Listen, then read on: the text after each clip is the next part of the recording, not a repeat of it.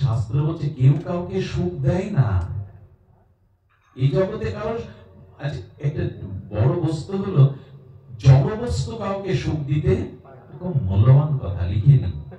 জড় বস্তুর থেকে কেউ সুখ, জড় শব্দ থেকে, জড় বস্তু থেকে কেউ সুখ পায় না, চিৎ বস্তু থেকেই সুখ হয়। যেমন যেমন জল শব্দ, পিপাসার্ত ব্যক্তি যদি জল জল উচ্চারণ করে, জপ করে, তৃষ্ণা মিটবে। কারণ জল শব্দটা জড় শব্দ, এটি চিন্ময় শব্দ নয়, কিন্তু কৃষ্ণ শব্দটা এতে পিপাসা মিটবে, এতে ভবরোগ যাবে, এতে হৃদয়ের অশান্তি জ্বালা জুড়াবে।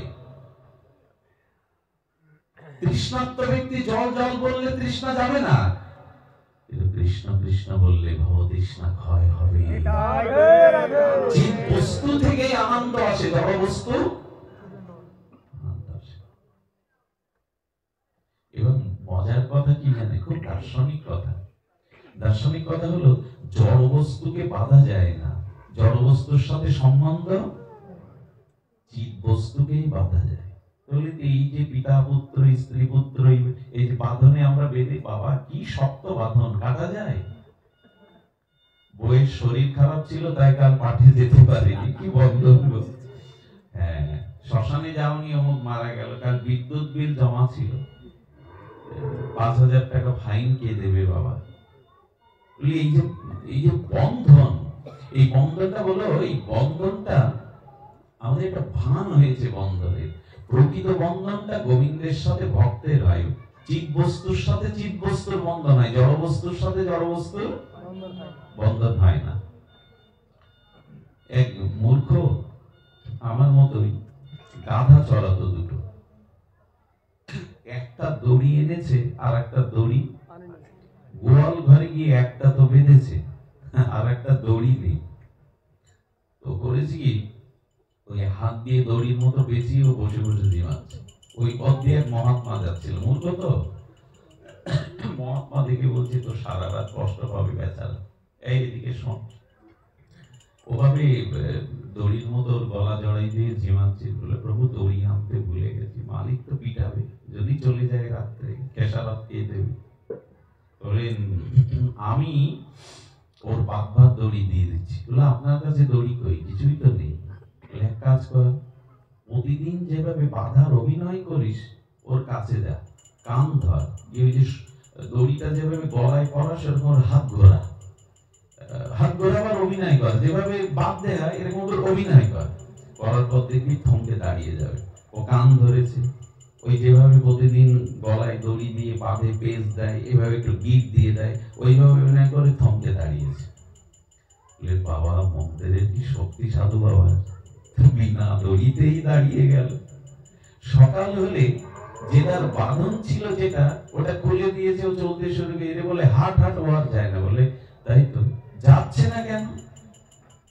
আরে যাচ্ছে না কেন? বলো ও কাল মন্ত্র দিয়ে বাবাজি বেঁধে রেখেছিলেন, বাবার মন্ত্র খুলে আনি।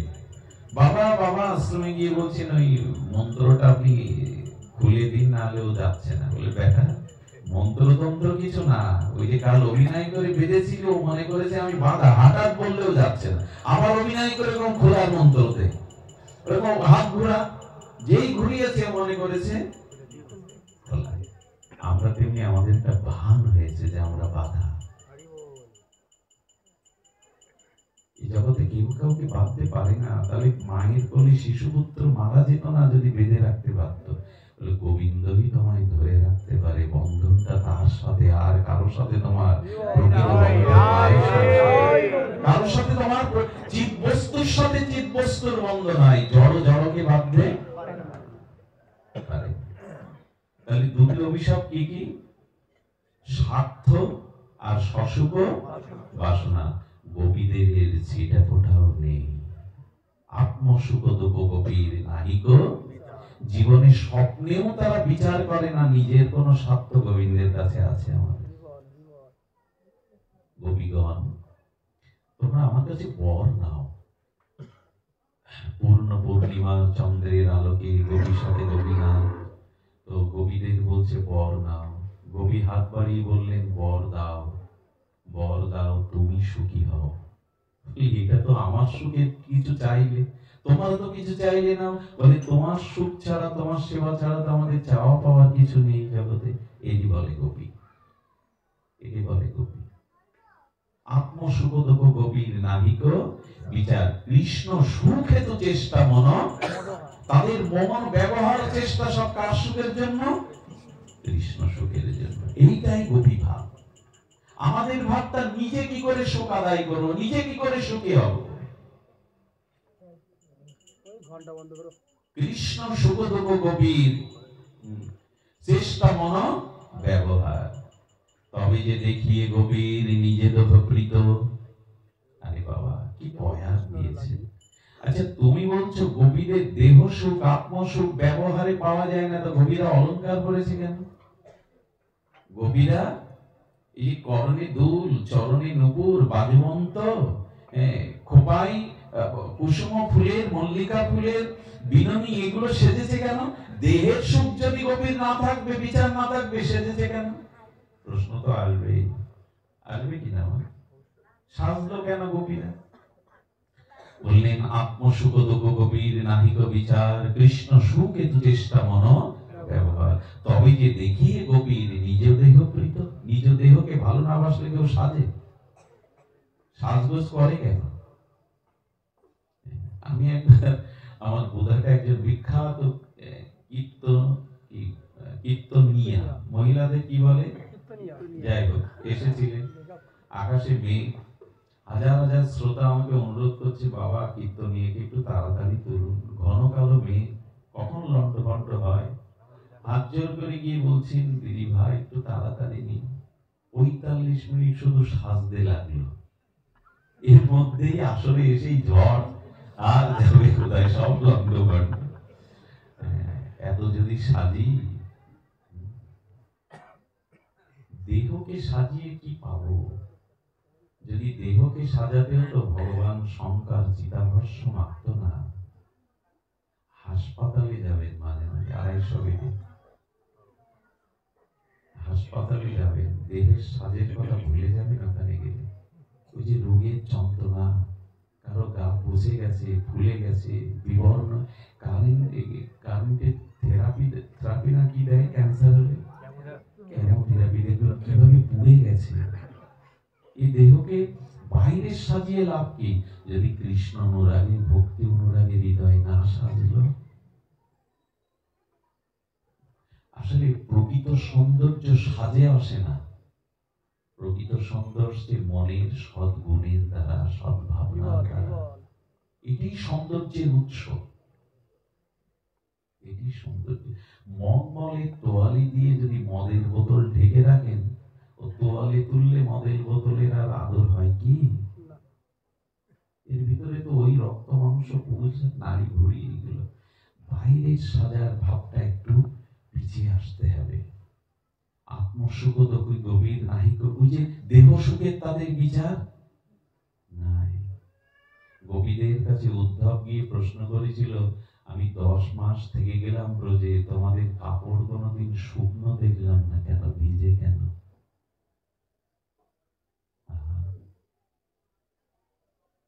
গোপীগণ বললেন, এই ষড় ঋতুতে জগতে 2 মাস, বর্ষাকাল, আষাঢ়, শ্রাবণ, কিন্তু কৃষ্ণ বিরহে, কৃষ্ণবিহীন ব্রজে আমাদের চক্ষুর বর্ষাকাল 12 মাস, তাই তো ঝরঝর করে 12 মাস কৃষ্ণ বিরহে জল ধরে। তোমাদের বর্ষা ঋতু 2 মাসে, আমাদের কৃষ্ণ বিরহের বিরহিনীর বর্ষা চোখ দিয়ে 12 মাসই ধরে। আচ্ছা, কোন মা প্রভাতে যদি কাপড় কাচে, আর সেই কাপড় শুকাতে দেওয়ার আগে থেকে যদি সেই সকাল থেকে মুষলধারে রাত দিন বৃষ্টি হয়, সেদিন কাপড় শুকায় কি? কবি বললেন, 12 মাস বর্ষা স্নাত অশ্রুধারায়, বৃষ্টি তো ঝরে, কাপড় শুকাবে কখন? এগুলি কি কথা গো? একটা আসন বসতে দিয়েছিল উদ্ধবকে রাজা রানী, চোখের জলে আসনের কাপড়টা ছিদ্র হয়ে গেছে, বর্ণ উঠে গেছে। উদ্ধব যে আসনে মাথা টেকিয়ে প্রণাম করে ধুলাতে বসে পড়ে, নিজের রাজ পোশাক ছুঁড়ে ফেলে দিলেন। ব্রজ ধূলির যে মহিমা, উদ্ধব নিজের পোশাক খুলে ফেলে দিলেন, রাজ পোশাক। এই জন্য বাইরেটা যতদিন ঘষা মাজা, এই জন্য গোপীর আত্ম দেহ সুখ বিচার নাই, এই জন্য গোপী।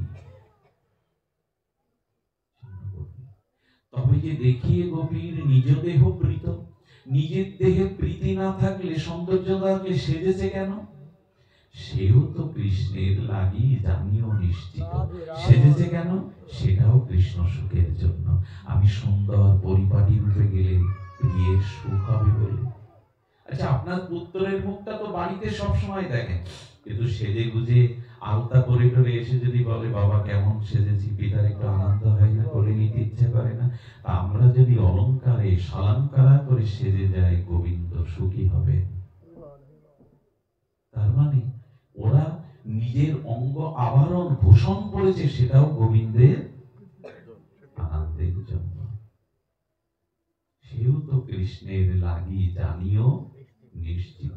একদিন শ্রীক্ষেত্রে পুরীধামে এক ব্রাহ্মণ বৃদ্ধ এসে মহাপ্রভুকে বলছেন, প্রভু আপনার ত্যাগ বৈরাগ্য সীমাহীন, আপনাকে দেখলেই অবনত মস্তক এসে আপনার চরণে, কিন্তু অবধূত নিত্যানন্দকে মনে হয় পরম ভোগী। অবধূত নিত্যানন্দ গালে তাম্বুল দিয়ে গাল রাঙা করেন, সমস্ত হাতে পায়ে কানে সব অলংকার করেছেন, নবরত্নের অলংকার। প্রভু অবধূত ঠাকুরকে দেখলে, যেই বলেছে মহাপ্রভু কানে আঙুল দিয়ে জিভ কেটেছেন, নিত্যানন্দ মহা অধিকারী, আপনি মহা অপরাধী, আপনার ভজন সদন সব বিনষ্ট হয়ে, আগে যান নিত্যানন্দ চরণে। মহা অধিকারী, ওনার দোষ দেখা। মহা অধিকারী কেমন জানেন? এই পানীয় জলের পাত্রে যদি একটা ঘাস কুটো পরে আমি পান করবো এই জল? কিন্তু গঙ্গায় তো মলমূত্র লাশ ভেসে যায়, সেই জল পান করি কিনা? বৃহৎ অধিকারীতে কোনো দোষ।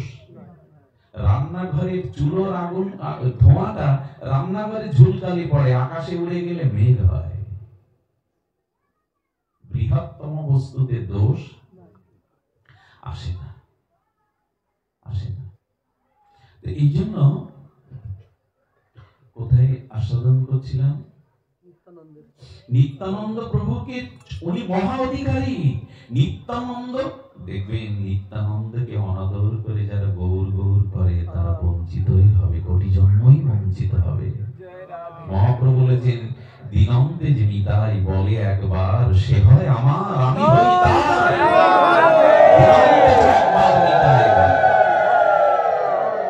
যে নিতাই বলে না, যে নিতাই চরণ শরণ করে না, সে গৌর কোটি জন্মেও পাবে না। এই জন্য আমাদের গৌরীয় বৈষ্ণবগণ গৌর বন্দনাতে ভাই, ও ভাই নিতাই ভজ, নিতাই ভজ। কেন গৌর ভজব না? বলে না, ভজলে নিতাই গৌর পাবে। আশ্রয় তত্ত্ব নিত্যানন্দ ভজন। মহাপ্রভু বলছেন, আপনি মহা অপরাধ করেছেন, অধিকারী, মহা অধিকারী নিত্যানন্দের দোষ দেখেছেন, চরণে পড়ুন। যেই চরণে গিয়ে ক্ষমা চাইছে, বলে আমি কেন অলংকার করেছি জানো? নিতাই চাঁদের মহা অনুভূতি শুনুন। নিতাই চাঁদ বললেন, আমার মহাপ্রভু নবদ্বীপ চন্দ্রের যেদিন দর্শন করেছিলাম নন্দন আচার্যের গৃহে, কি মানে কদ্দপের মহা কোটি কোটি কদ্দপ রূপ যেন একসাথে হয়ে ভুবনকে বিমোহিত করছে। চাচর কেশর কেশ, আজান লম্বিত বাহু, তপ্ত কাঞ্চন গায়ের বর্ণ, দীর্ঘ চরণ, আর আকার বিস্তৃত নয়ন, মহাপ্রভুর রূপে আমি সেই দিনই মুগ্ধ হয়ে আমার গৌর চরণে নিজেকে বিক্রি করে দিয়েছিলাম। সেই দিন মনে বড় স্বাদ ছিল, এমন সোনার গৌরকে যদি অলংকার দিয়ে একটু অলংকার পরাতে পারতাম। প্রতিটা মায়ের মনে স্বাদ থাকে, আমার কন্যাকে, আমার কুমারী মেয়েকে আমি অলংকার দিয়ে সাজাবো। তো নিত্যানন্দের প্রভুর চিত্তে এই বাসনা ছিল গৌরকে সাজাবো, কিন্তু প্রভু সন্ন্যাস নিয়ে নিলেন। প্রভুকে আর অলংকার ধারণ করবে? তাই এই দেহ, এই অঙ্গ যেহেতু গৌরকে দিয়েছি, তাই এ দেহ আমার না, এ দেহ গৌরে, তাই গৌরকে সাজানোর অভিলাষের জন্য আমি গৌরঙ্গ মনে করে গৌরাঙ্গকেই সাজিয়েছি, আমার দেহে আমি অলংকার দেইনি। কি অনুভূতি! কারণ নিজ দেহ সুখের বিচার আছে। এই হলো গোপীভাব। অলংকারে সালঙ্কার সজ্জিত হয়েছেন, সেও তো কৃষ্ণর লাগি জানিও নিশ্চিত। আর ইহাকে কহিয়ে কৃষ্ণের দৃঢ় অনুরাগ, ইহাকে কহিয়ে কৃষ্ণ দৃঢ় শুদ্ধ স্বচ্ছ বস্ত্রে জইছে নাহি কোন 12 হাত সাদা কাপড়। ওখানে একটা মসি বিন্দু বসলেও বোঝা যাবে, রং বোঝা যাবে না সাদা কাপড়ে। গোপীদের চিত্ত নিজ সুখের বিন্দু মাত্র নাই, একে বলে গোপী। গোপীদের কথা বলতে বলতে আমরা যদি একটু আসি, তাহলে গোপীদের সর্ব ইন্দ্রিয় আছে। গোপীদের লোমে লোমে, প্রতিটি লোমকূপেই কৃষ্ণ সুখের বাসনা। লোমকূপে, কি ব্যাখ্যা দিয়ে বলার কথা, লোমকূপে কৃষ্ণ সুখের বাসনা। দৃষ্টান্ত এসেছে, এবার একটু লীলাতে চলুন। গোপী কথা বলবার আমার ধৃষ্টতা নাই, তবে ছিল গুরু মহারাজ, আমাদের ছিল বন্দিত পাবন বৈষ্ণব পদ বাবাজি মহারাজ, এই বন্দিত শ্যামসুন্দর পণ্ডিত বাবাজি মহারাজ, এদের পাঠ যখন আস্বাদন করি তখন লোভ হয়, যদি এই শ্রীমুখে ওনাদের অশেষ বিশেষ কৃপা একটু গোপী কথা আসতো। ভাগবত কৃপা করে যদি একটু গোপী কথা বলাতো, এমন চরিত্র তো আর জগতে নাই। আর গোপী আনুগত্য বিনাও আমাদের ব্রজের ভজন হবে না, হবে না। এই সেই গোপী ভাবটা কেমন দেখুন, দৃষ্টান্তে বলছেন, গোপীরা যখন কি করত, গোদহন করত। আচ্ছা, গোদহন আপনারা করেন, আমরা তো করিনি কখনো। গোদহন করতে গিয়ে দুধটা যখন পড়ে পাত্রে, তখন একটা শব্দ হয় না, ঘর ঘর ঘর ঘর একটা শব্দ হয়তো। গোপীরা কি করতেন জানেন, ওই যে যখনই গোদহন করতেন, ওইটা টানতে টানতে তাদের ভিতরে রিদম, একটা ছন্দ চলে আসতো। ছন্দ চলে এসে ওই ছন্দের মধ্যে কৃষ্ণ কৃষ্ণ গোবিন্দ গোবিন্দ গোবিন্দ। বাবা, দুগ্ধ দহন কালে রিদম ধরা ছন্দের মধ্যে ওরা লালায়িত সুর সঙ্গীতে মাধব গোবিন্দ এই জপ করতে, ওই জপ করতে। এমনি করে তারা মাখন তোলার ছলে যখন মাখন তুলতেন, দুলে দুলে দুলে দুলে ওই ওই গোবিন্দ। তার মানে দেহেন্দ্রিয় সর্বতভাবে তারা গোবিন্দ রস ছাড়া আর কোন রস পান করত না। সর্বতভাবে গোপীরা এই দেহেন্দ্রিয় মন দিয়ে কি বলছেন, তারা প্রত্যেক স্থিতিতে প্রত্যেক পরিস্থিতিতে তাদের গোবিন্দ সদা রসে স্মরণ মনন। আমাদের হয়তো অবিচ্ছিন্ন তৈল ধারায় নিত্য নিরন্তর প্রত্যেক স্থিতিতে প্রত্যেক পরিস্থিতিতে তাদের কৃষ্ণ সুখ বাসনা, কৃষ্ণ সুখ ভাবনা। আচ্ছা, সব পরিস্থিতিতে ওই যে ইন্দ্রিয় দিয়ে, সর্ব ইন্দ্রিয় দিয়ে, সব পরিস্থিতি দিয়েই কৃষ্ণ সুখ বাসনা গভীর ভাব। প্রত্যেক ইন্দ্রিয় দিয়ে কৃষ্ণ রসসুধা পানের তাদের বড় লোভ, লালায়িত লোভ। তো কি করেছেন দেখুন, প্রত্যেক পরিস্থিতিতে কিন্তু আপনি এই ভাবটা আনতে পারেন। নিত্য নিরন্তর গোপী ভাব চিন্তা করতে করতে শ্রী গুরুদেবের আনুগত্য, যদি আপনি ব্রজে মানুষে বাস করেন, উচ্চত বাসান ব্রজে সদা, বৃন্দাবনে বাস করেন, গোপীরা ঘুটে দিত কৃষ্ণ কৃষ্ণ। ঘুটে দেওয়া হয়ে গেছে, ওই আবেশেই ঘুটে দেওয়া বন্ধ, চলছে বাড়ির দিকে কৃষ্ণ কৃষ্ণ। ওই আবেশ রয়ে গেছে, আবেশ রয়ে গেছে। আহা, এগুলো চিত্তকে কতটা উদ্বেলিত করে, উচ্ছ্বসিত করে। তাদের সর্বদা কৃষ্ণ। আমার মনে হয় প্রত্যেক স্থিতি প্রত্যেক পরিস্থিতিতে কৃষ্ণ ভাবাটা আনায়ন করাই হলো গোপীর আনুগত্য। কি বললাম শুনছো তোমার? খুব মূল্যবান কথাগুলি, গোপী কথা তো। প্রত্যেকটি স্থিতিতে পরিস্থিতিতে কৃষ্ণ ভাবনাটা, এটা হলো গোপী ভাব। প্রত্যেক পরিস্থিতিতে হয় হয় এই দেখুন কয়েকটি দৃষ্টান্ত, অপূর্ব দৃষ্টান্ত। একবার এক বাবাজি মহারাজ বৃন্দাবনে না কোথায় পাঠ করছেন, পুরীতে সম্ভবত। পুরীতে পাঠ করতে গেলে বলছেন বাবাজি মহারাজ সমুদ্র আছে, যাবেন দেখতে? পাঠকরা তো বিশেষ করে ওই গ্রন্থ নিয়ে চর্চা নিয়ে থাকে। তা বললেন আমি যাব, তবে আমার রাধা মাধবকে নিয়ে যাব, আমার গিরিধারী, রাধা মাধব না গিরিধারীকে নিয়ে যাব। একটা গিরিধারী আছেন বিগ্রহ। বললেন ওখানে গিরিধারীকে নিয়ে কি করবেন? সবাই হাসছে, খেলছে, খাচ্ছে, সমুদ্রের তীরে যেভাবে পিকনিক করতে যায়, আনন্দ বিলাস করতে যায়। তা বললেন না, ওরও প্রয়োজন আছে। এই দেখুন প্রত্যেক পরিস্থিতিতে গোবিন্দ ভাবনাটা আনা যায়। উনি বিগ্রহ নিয়ে একটা টেবিলের উপরে রেখে মালা গেঁথে বলছে দেখো, পাশে বলছে ওনাকে কি দেখাচ্ছেন? রস করে বললেন আজকে আমার লালাজি শ্বশুর দেখতে এসছেন। সমুদ্রকে দেখিয়ে বলছেন অনেকদিন শ্বশুর দেখেনি তো, মানে লক্ষ্মী উঠেছিল সমুদ্র থেকে না, তাহলে লক্ষ্মীর পিতা হলো সমুদ্র, তো স্ত্রীর পিতাকে কি বলে? শ্বশুর। তো বলে আজ অনেকদিন পর লালা শ্বশুর দেখতে আসছে। আচ্ছা ওই পরিস্থিতিটা ঘুরিয়ে দিল ওই দিকে, সমুদ্র দেখাকে বলছে। সব পরিস্থিতিতেই কৃষ্ণ ভাবনা আনা যায়। এই একবার বলেছিলাম আমি, পাটে বারবার বিদ্যুৎ চলে যাচ্ছে। কি চলে যাচ্ছে? বিদ্যুৎ চলে গেলে আলো নেই, অন্ধকার, শব্দও নেই। কি বিকট পরিস্থিতি, বাজে পরিস্থিতি।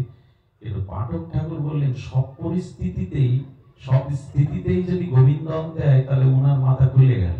এই পরিস্থিতিতেও গোবিন্দ আনি। বলে কি? বলে কারেন্ট যখন চলে যাচ্ছে, এটা সৌভাগ্য হলো গোবিন্দের গায়ের রং কালো, আপনার ওই কালো রঙের আধার রঙের মধ্যে গোবিন্দ রঙকে দেখতে রাখুন। সবার মাথা খুলে তো ঠিক শুনছি যখন কালো রং মানে তো গোবিন্দের আছে। মীরাবাই পরম প্রেমী, গিরিধারীর প্রেমে যিনি রাজ রানী হয়ে পথে নেমেছেন, অলিতে গলিতে ব্রজবৃন্দাবনে যিনি আর ভজন করছেন, রাজ রাজ্যেশ্বরী হয়েও তাকে বেঁধে রাখতে পারেনি সেই মীরা। দেখুন খুব কালো লোক দেখলে আমরা মাঝে মাঝে, গায়ের রং কালো দেখলে অনেকটা মুখে না বললে একটা নাক শিটকায়, অনেকেই শিটকায়, উক্তিও করে বসে, হাড়ির তলা, অমুক তমুক কত কি বলে। কিন্তু মীরা যখন কাউকে দেখতেন ওনার চোখে জল এসে যেত। তুমি বড় ভাগ্যবান, ভাগ্যবতী। দেখুন সব পরিস্থিতিতেই কৃষ্ণ ভাবনা আনা যায়। মীরা বলছে তুমি বড় ভাগ্যবতী বা ভাগ্যবান। ঠাট্টা করছে মীরাজি, গায়ের রং কালো বলে ঠাট্টা করছে। বলে ঠাট্টা করলে চোখে জল আসতো, ঝরঝর করে কাঁদছেন মীরা। গোবিন্দের কত কৃপা তোমার, তার গায়ের স্বরূপটা তোমায় দিয়েছেন, আমায় দেননি। গোবিন্দের গায়ের রং কালো তো তুমি তার স্বরূপটা কৃপা করে পেয়েছো।